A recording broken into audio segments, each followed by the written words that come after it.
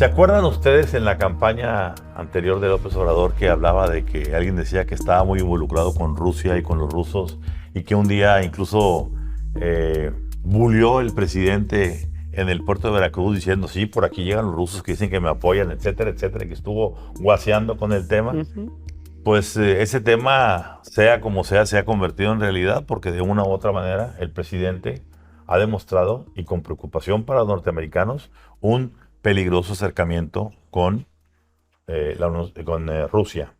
Esta semana, Raimundo Rivapalacio, el periodista del Financiero de Eje Central, hizo un artículo, para mí me parece extraordinario, una buena recopilación de cómo los rusos están entrando a México, y yo acabo de estar en la Ciudad de México y me he sorprendido de ver camiones completamente revestidos de publicidad de RT, Russian TV, de la televisión rusa. Es Russia Today. Russia Today.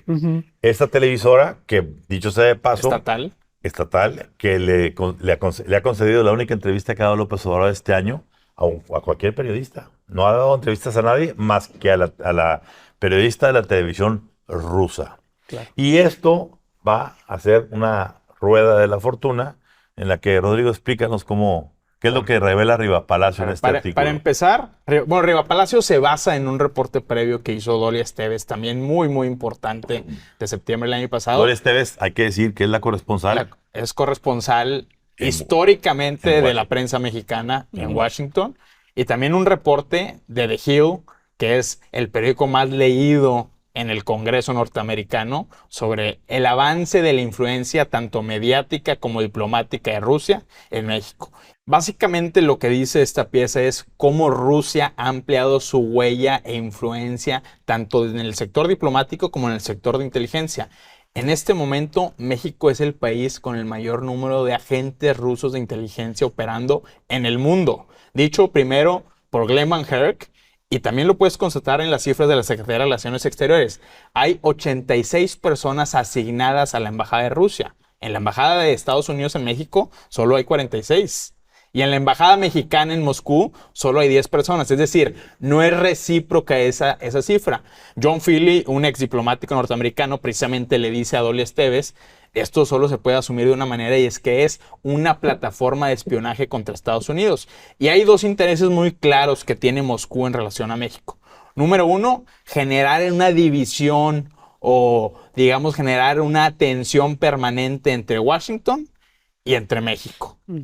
Pues esto se manifiesta, por ejemplo, en que México no se atreve a generar una postura a favor de Ucrania en la invasión de Rusia en Europa del Este. No se atreve, por ejemplo, el presidente López Obrador a condenar el asesinato de Alexei Navalny, el principal operador ruso. Se manifiesta también en que la Secretaría de Relaciones Exteriores quiere extraditar a un empresario ruso que fue detenido en 2022 en México y que es un crítico del gobierno de Vladimir Putin, sabiendo el gobierno mexicano que si se extradita este personaje, prácticamente le está generando una sentencia de muerte. Imagina lo que es eso, Ramón.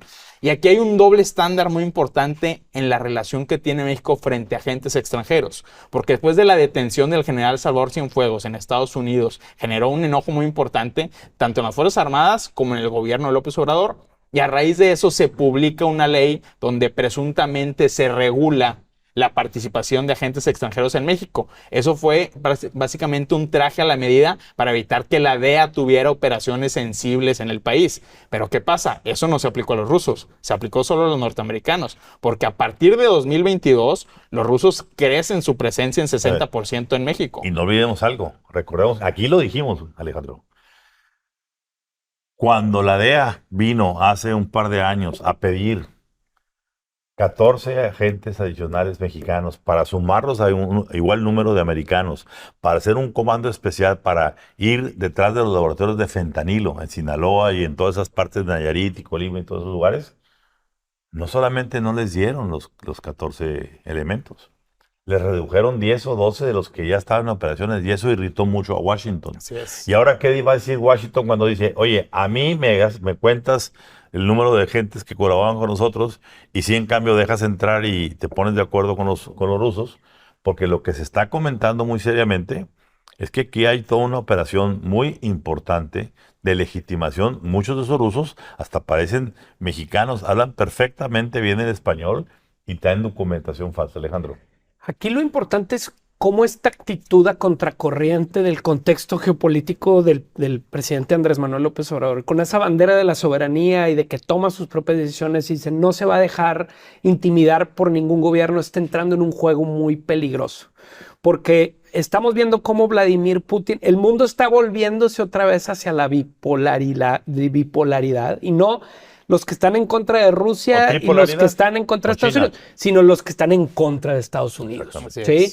Y en eso pues juega el conflicto entre Ucrania y Rusia, el conflicto entre Israel y Gaza, ¿sí? Y vemos cómo los intereses se están alineando en contra de Estados Unidos. Al menos en la opinión pública. Al menos en la opinión pública. Al menos, lo voy a poner de esta forma, hay una narrativa, ¿sí? Manejada en que hay un mundo que se pone en contra de Estados Unidos. ¿Y alimentada por quién? Y es correcto. Entonces, el juego que este juego que juega el presidente Andrés Manuel López Obrador es muy peligroso, aunque él diga que pues, no se va a dejar intimidar o no se va a dejar influenciar.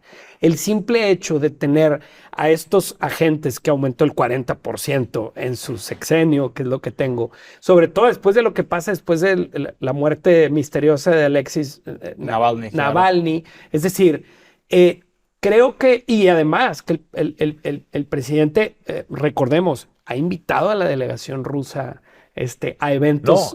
No, peor aún, ha invitado a un batallón que participó en la invasión a Ucrania. Al desfile. Entonces, es decir, el presidente tiene que darse cuenta que está siendo utilizado o parece estar siendo utilizado para una narrativa. Y obviamente, ¿de quién? Pues de Vladimir Putin. Hay otra posibilidad, que el presidente esté jugando con Rusia porque sabe que de Estados Unidos viene un coletazo contra él, contra su familia, contra su gobierno, contra quien sea. Y quiere desde ahorita curarse en salud para decir, me están atacando porque yo salí a poner el pecho por los países no alineados como ¿Chávez Rusia. versión 2? No, Chávez es muy chiquito. A ver, recordemos, yo siempre he dicho, y lo van a ver en mi próximo libro que sale ya en unas semanas, el psique político del joven Andrés Manuel López Obrador fue gestado en tiempos de Echeverría.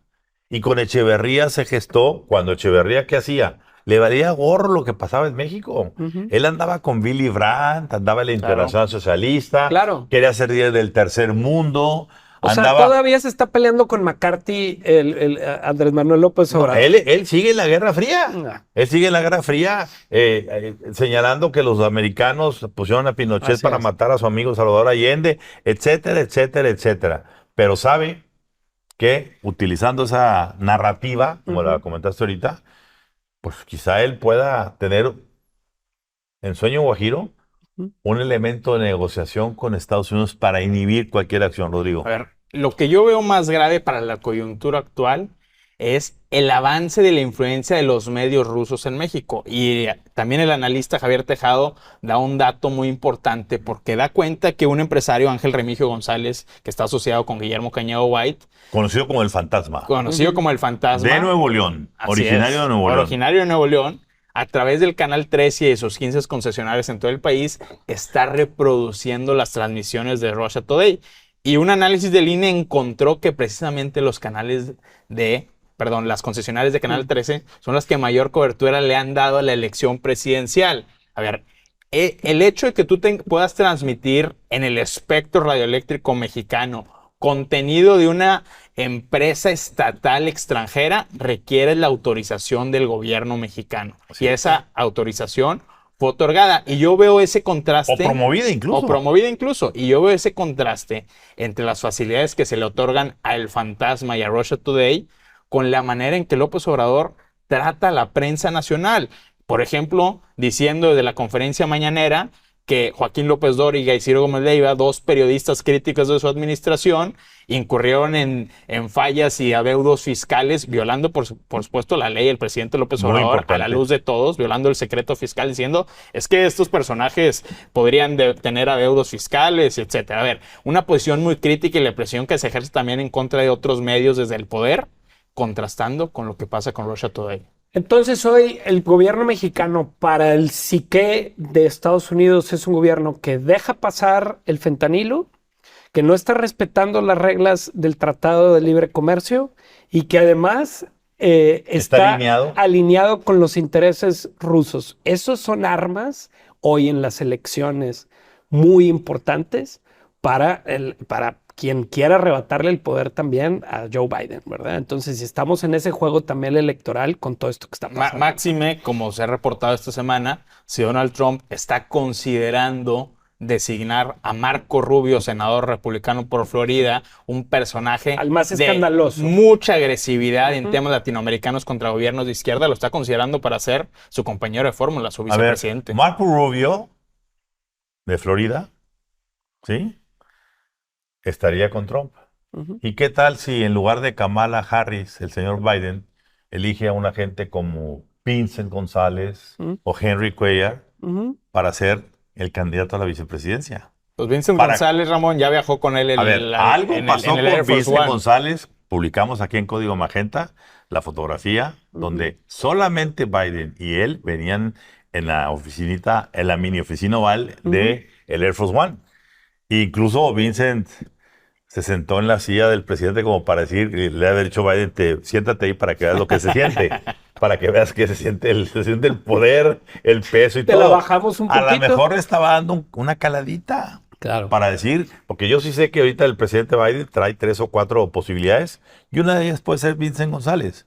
Pero es un hecho de que el juego del voto hispano, el voto latino, la relación con México. Y la relación con México, que es fundamental y estratégica, pasa por eso. Por eso el asunto ruso adquiere mucho mayor importancia porque va a ser para mí, junto con ya lo que hablamos de la migración y el fentanilo y el huachicol y todo, va a ser otro de los breaking points que se van a acumular en esta próxima elección presidencial, tanto de México en la reacción como para Estados Unidos en noviembre. Claro, veremos.